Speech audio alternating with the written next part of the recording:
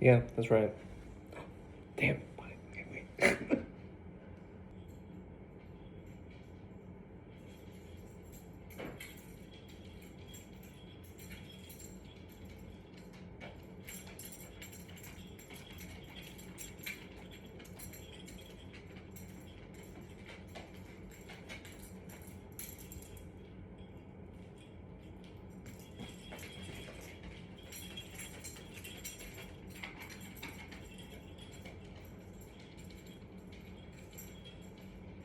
Now that is what I'm talking about.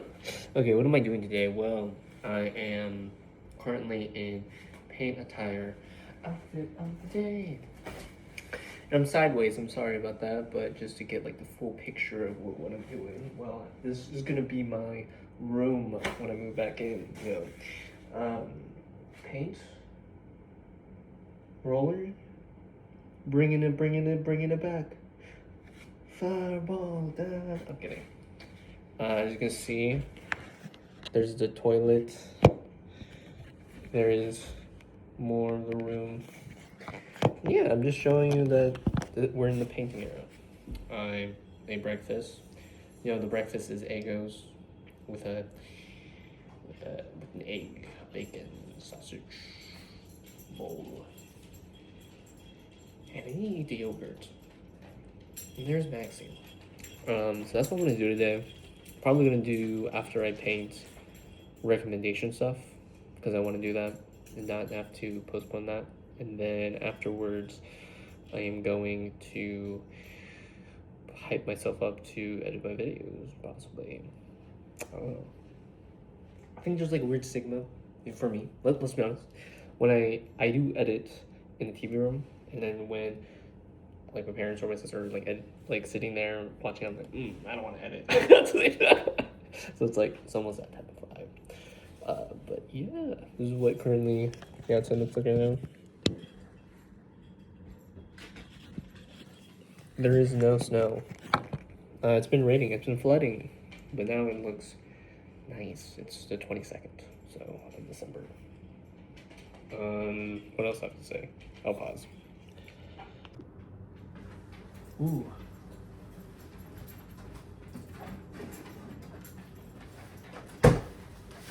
Um, Probably I would say like another thing I would say what I rank today, like an early ranker because maybe I will do a ranker, is this is a solid C again for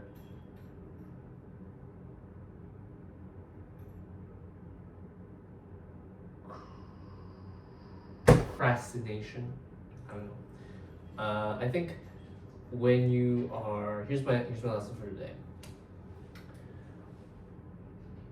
When you're off to do something in life, like I said before, I think when I find myself getting into a place in my life where I feel like comfortable to do things, but comfortable in the sense there's a difference between like being comfortable and being comfortable.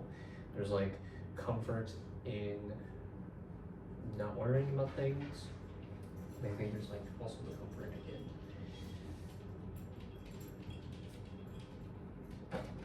in like a routine. Like what does that mean?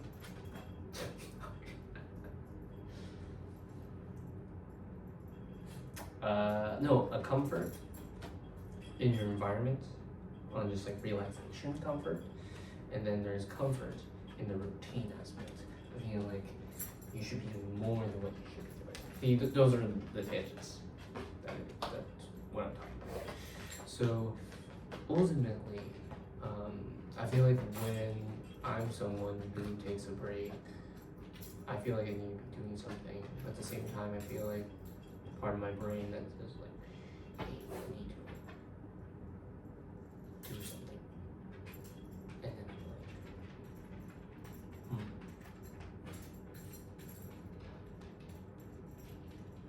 I feel like a part of me is like, don't let that side of you like burn yourself out, but don't have yourself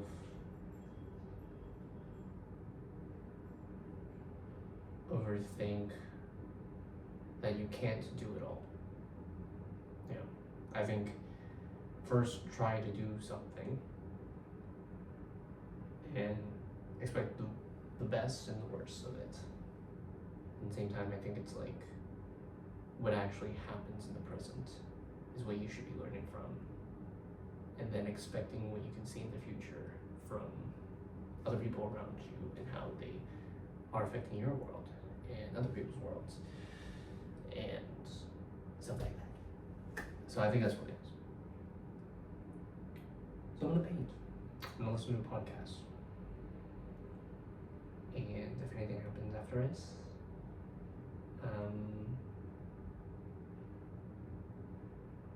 yeah. Or wait, let me do like a really quick blurb because I don't know if I'm gonna.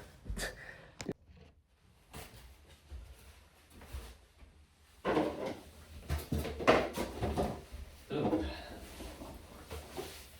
Okay. I want to give a full recap of my I Spent a Day series. Really quick. It's not going to be like a whole brief synopsis, but I wanted to just be like, what did I learn? Because I know it's December 22nd, and then if I can imagine the rest of my timeline being like editing, I'm not going to have time to really like express myself when it comes to like learning about these things. So September, October, November, December. I did it for 4 months of trying to record myself. Obviously, it's difficult. And I think the most difficult thing, if I had to say, knowing this now, if you want to pursue filming or just like making something that you want to enjoy without the belief that it's going to go anywhere, is that it won't go anywhere if you don't show up for it on a daily basis and to explore things that you find in other people's interests and how they enjoy content, and look inside yourself to be like, what do I enjoy when it comes to making content? What do I want to express when I want to make content? And sure, I think the retrospective aspect of making content can be sludge worthy, and it can take away the time from people who want to actually make content. And I think that's the second hardest part about making content, which is that you want to draw inspiration from other people that you make content from, but when do you start making content for yourself? And when you start making content for yourself, what is that balance between watching other people's content or making your own content? And I think that line between when I make something, when I take the time and effort to edit it, I'm not really thinking about anything else. And I think it's that like part of you where you're like, I'm not thinking about eating, I'm not thinking about sleeping, I'm not thinking about my other work that I have to prioritize on, like college or school. Like that's when people feel like that they need to go all in, right, on something. But I think there's a way that you can balance that. Whether if it is scheduling yourself to do things, prioritizing an actual list to do things, not feeling like you have to like procrastinate on the things that you need to feel like that you need to procrastinate on. But that's also difficult. And a lot of this feels redundant, right? But I just wanted to sum it up here that for 4 months, I will say it was very much worth it to do it. Because what you can find yourself in your headspace is that it feels bigger than it is, than you expect it to be. Unless you grow the massive audience that you have, and let's say you are like a singer and you see that crowd of 1,000 people and you can't really quantify how much that is until you see it for yourself. And you're like, wow, I still can't quantify it. You know, I think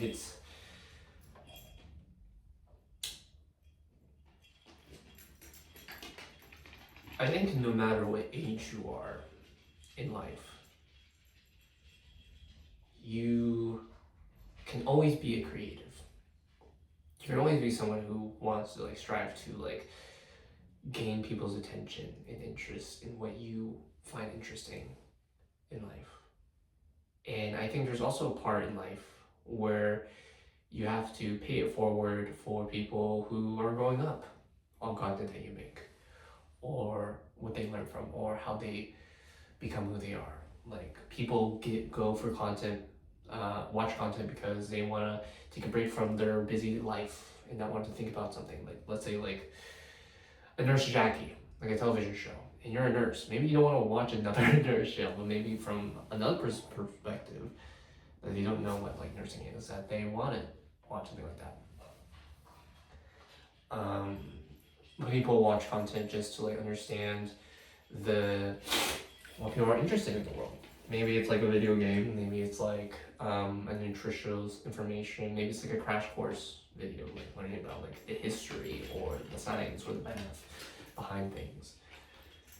And then third, I would say, is like they want to grow a connection in a world where everything is online, right? And if you find yourself online and wanting to collab with another person, that's obviously gonna like elevate your status and growth on a platform.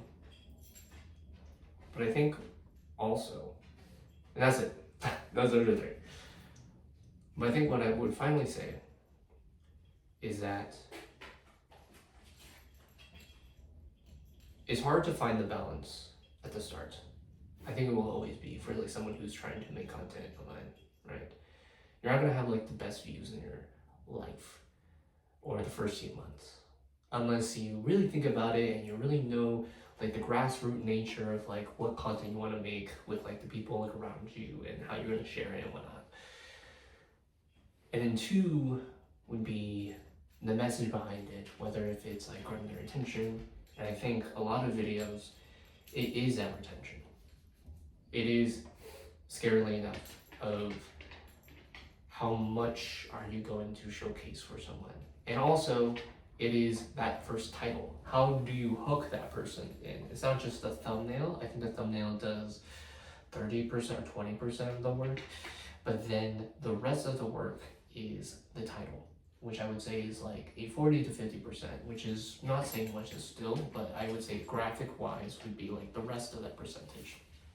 That entry level of like what makes that video a good video, or what makes that short, YouTube short, engaging for someone to get into.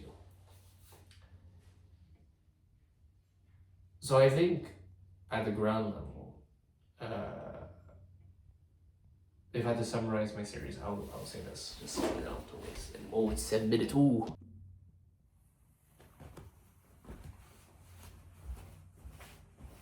Okay. The leg is crazy, I'm sorry. Why did I start doing the, I spent a number of days in the month. I wanted to get to know myself as an individual and take on more longer form content than I typically do on my Instagram, which was just like a bite-sized minute-long videos, at least 20 of them, to share on my Instagram. At the beginning, I did a lot of photos. I was very much into photography, but the aspect of holding something in a video format told more of a story to myself, who really liked films and documentaries about life, no matter who is behind the camera or whose story is being told. I've also done it so that I could just see for myself how I'm like during the semester of like college and how I navigate that in my life, because I personally have been struggling in my own life how to like navigate that in some capacity, whether if it is finding my own like coursework, how to balance that, or trying to balance that with like eating, sleeping, and just seeing it just like a normal takeaway of like how do I overcome procrastination, how do I not overcome procrastination, how do I lie to myself, how do I tell the truth to myself in those regards in an honest manner, or how I go about getting over some addictions, or how do I make life more memorable in some capacity? Do I have favorite phrases, worst favorite phrases? What is the best day? What makes up a best day in my life? There's like so many things that I wanted to showcase, and I think I have definitely showcased some of that in regards to how I'm like when it comes to my scheduling when I make the videos. But all of it was just generally an experience to see what I can do, see what I can learn on the platform, and then actually take it from gonads of who I can be later in life. I think my favorite thing that I took away from I spent a number of days in the month is the little phrases, questions, and the marking of the calendar. Sure, the marking of the calendar is very ritualistic, but I think the aspect of the questions in every video was like a thinker for me. That I was thinking of this weird intrusive thought in my head, and I'm like, that probably sums up the story. Maybe it doesn't.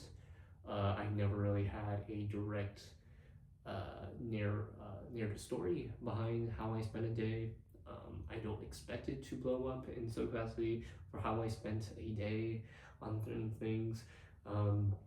It's more or less a vlog or a virtual journal entry into like my life as an individual, a little glimpse, if you will, more than when I find myself when it comes to my Instagram videos.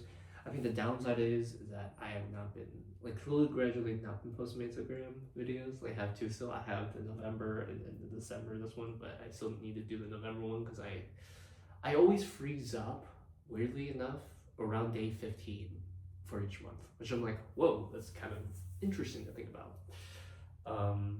It has also helped me think and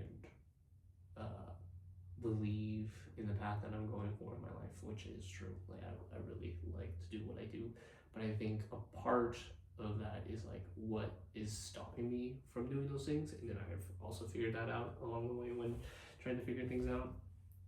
And like, what is my worst day and then what is my best day? Yeah. I think another thing that I really enjoy about my vlogs is that I feel like I only got into it more during the second or third month, like a rhythm. The first month was very experimental, but then the second and third month was like, yeah. But the question is, would I continue doing this? I spent it maybe to some capacity. I wouldn't make it like my main thing because viewership wise and likes wise, it's not popping off hot with the title. I think it's like just the title. Like, if I change the title, it's gonna be wow. Because what I think about with a video is that a video is dated. It's always gonna be dated, but it's the title itself that makes it dated or not. So if I say I spent so in 2025, then it's kind of like it limits it to that time frame unless I have an engaging thumbnail, so that's what my mindset's like. I don't think I will continue doing that. I spent a so on this type of day in a year. I think if I kept that repetitively, then it would have worked, but I didn't. And I think I personally have never written it down or scheduled out when I was gonna edit. I had a thought in my brain that I was gonna do it around like 10ish every time, but I didn't. Because of classwork. And now that I think about it, is that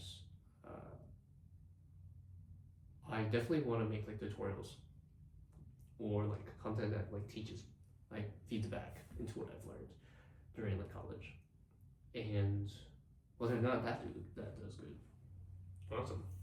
And also just share my like personal stuff that I want to like learn and like teach, which is like not teach but like showcase, which is like my TCG card game, my comic, and then just like let that flow as like a passionate medium, which I think that's why I want YouTube to be. It's sort of like this investment, right? I think YouTube is always an investment unless you like go all in on it with like leaning into like the formula of things that make a good YouTube video or replicate other YouTube videos. Like it pretty much is like for the first month, like it's not hard to crack YouTube. I think it's like, do you want to push more like originality, or do you want to push more of a existing framework and push for originality? But then in itself, after that, it feels like it becomes stagnant. Like you stay in like one position for a certain amount of time. But that's just me. I'm gonna stop procrastinating and I'm gonna paint this wall. And the dog enters now. Yes. Whether or not if I talk about how I spend my day, or if I get around to editing my videos, just know that I'm grateful for you watching, if you have, or liked it, or watched some of it. My mundane life. It's nothing new, it's nothing extraordinary, and I think it's what I wanted to showcase. I wanted to showcase that like not every day has to be the best day or be the worst day. I think it's just a thing that in life you have to consider that, you know, there are a lot of things in the world, and although it might feel overwhelming, the only thing that you really have control over is your life as an individual and how you navigate it. And truly, like with those words, like what does that mean? Well, look at it, you know. Watch the videos and see. And maybe you think like, man, my life is better than your life. Or, man, you're really cool. Like, how do you do that? How do you do that, Batson? Yeah. And I'm very grateful for everything that has come across my life, that has made my life more manageable or more memorable, and from the people, from the music, from the content that I watch procrastinatively, and the environments that I've showcased to be like, man, you know, people would film on camcorders or just like cameras just to showcase like, oh, here's some footage of what it was like back then. That's what I wanted that much to feel like, and also just like a documentary style look of like something very simple, which has always been on my phone, not really as much on my Canon EOS 5. It's like it's nothing too hard to really come by when it makes something like this, but I stuck around doing it for like 4 months. And now I'm gonna stop and then probably work on things that I feel like I know could be better content for me in the future and for whatever I'm doing. So I think like once you like find that part of you that like clicks to be like, hey, this is the type of content that like really made my YouTube grow, which was like short animations each day. I want to pay back forward to be like, I don't want to procrastinate on that anymore, even though I'm going for a tech art side. It's just something that's like I've been passionate about at day one, even making the YouTube channel. So I don't want to feel like that. That I feel if I regress back into doing that, that I'll get lower viewership even with like a high retention span. No, I just want to be like, I'm making this so that I'm making it for my enjoyment, and so other people can enjoy what I would watch and wanted to learn if I didn't know the principles of animation, or know the fundamentals of art, or the reality of art school. Overall, like what can you learn that's like a art video doesn't teach you, you know, in that regard, which I think I feel like I could share my own thoughts on that, you know, not the bads of like art school, but just like I feel like there's a lot of things in art school that you don't really learn from when it comes to like online art school, like at first, maybe like with like some pre-knowledge, like sure, but like for example, a little sneak peek, it would be like doing gesture drawings, like going out to do gesture drawings is like a must. And I feel like a lot of people really love, not like nude drawing, but like figure drawing overall. And I think that's like basic fundamental if you ever want to be like a character artist and so. And I think that's obvious, but I feel like I can go more in depth with it. It's like, how do you start off by doing that well? You start off by doing the line of action and just like practicing the flow of things, the weight of things, standing in your own room, practicing like where do you feel that pressure more on one side or the other side, in like courses that can like help you like learn that flow of things and maybe like teach you like some alternatives and how to go about different other things if one way is not working for you. And just to say in general that like in art, like it is very much a course in life for a career that is definitely on your own pacing, and whether or not you decide you want to accelerate in your pacing, it's up to you and your time, and you wanted to thrive to get that knowledge imperfect. But I think art is not as perfect as the person who makes the art. The art is defined by the meaning and the depth in which takes the meaning of the art to the artists themselves. You're like, what does that mean? I don't know. Well, that's a thing.